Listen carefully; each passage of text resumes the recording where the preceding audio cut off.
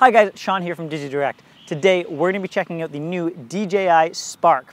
Now the Spark is the newest release from DJI, follows in the footsteps of their popular Mavic Pro in that it's a small compact drone, but the Spark takes it even further. It's extremely small and portable, even more so than the Mavic was. Now the Spark is really aimed at a wide audience.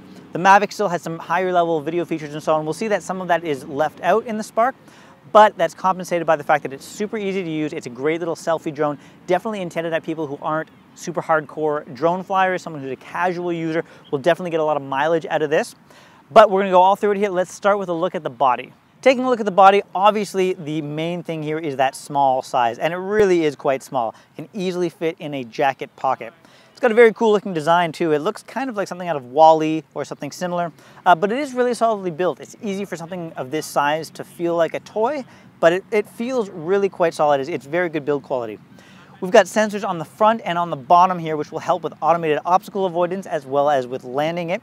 The removable battery here is at the bottom, and it'll give you about 16 minutes of flight time. That's okay for a little drone like this, but it is noticeably less than the 27 minutes or so that the Mavic's gonna give you. If you're gonna be using this drone for more than just occasional selfies and so on, I would probably recommend getting a spare battery. We have a USB port here at the back for charging it, and the micro SD card slot as well. At the front is the camera. Now the camera is mounted on a 2-axis gimbal. This is going to help keep your footage nice and steady even when the drone's moving a bit or being blown around by the wind, which it doesn't do that much, but it'll keep it nice and steady. Although again, we see that higher status in the product line from the Mavic here because the Mavic has a 3-axis gimbal. But still, very good mechanical stabilization on the Spark.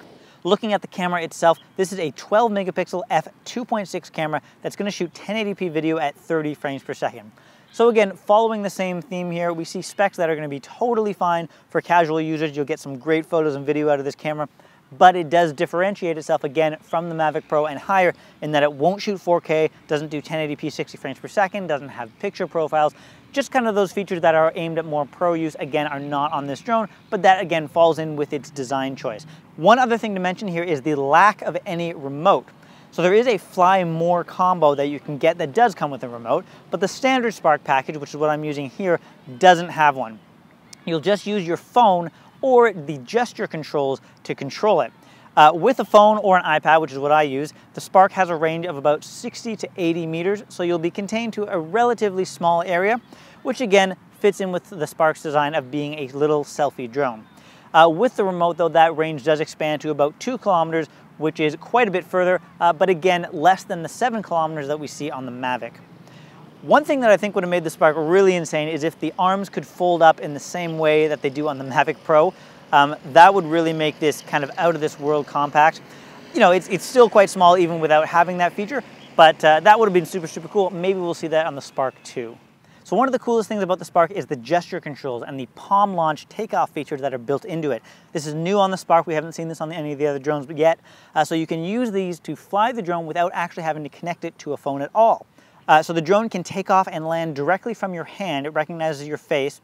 And then you put your palm up and you can use that to make the drone follow your palm to change position, move up and down, further and closer. Use a few other gestures as well, including one to have it snap a quick selfie. One thing I should mention is that this palm launch and gesture control mode, this is only used when you're taking photos, not videos. So you won't be able to control the drone this way when shooting video. Speaking of photos, another new feature on the Spark is the shallow depth of field mode, where the Spark takes a couple of photos and combines them together to a shot that you can change the shallow depth of field. It's a simulated shallow depth of field look. Similar to what some phones have started doing these days, you can also do that on the Spark. Now, if you do connect your phone or tablet, you get significantly more options here. You can control the drone with soft joysticks that come up on the screen.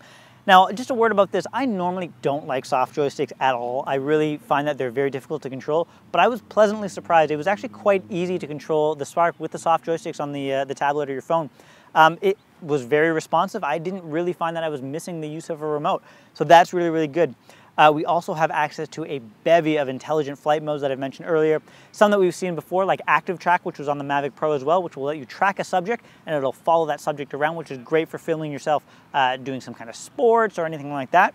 We've also got a couple new modes in the Spark, like Tap Fly, where you can tap somewhere and the Spark will fly there. Again, just great for someone who's not experienced as a drone flyer.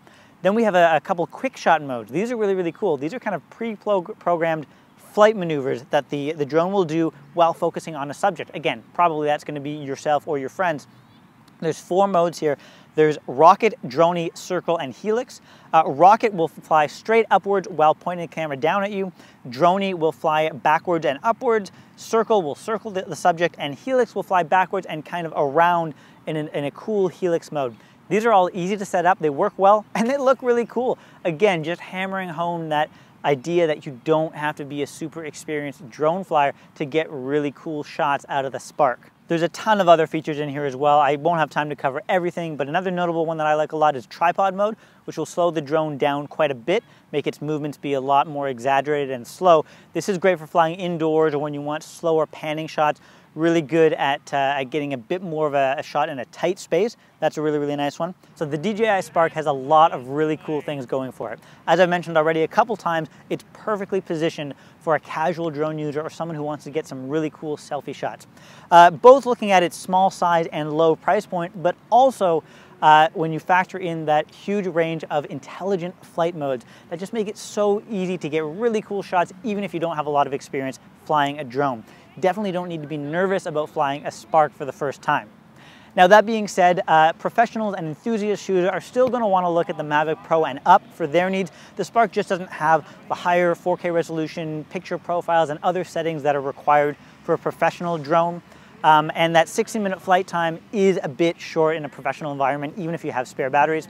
But overall, I think this is a fantastic product. I think it's really going to make drones more accessible to a much wider market than they ever have been.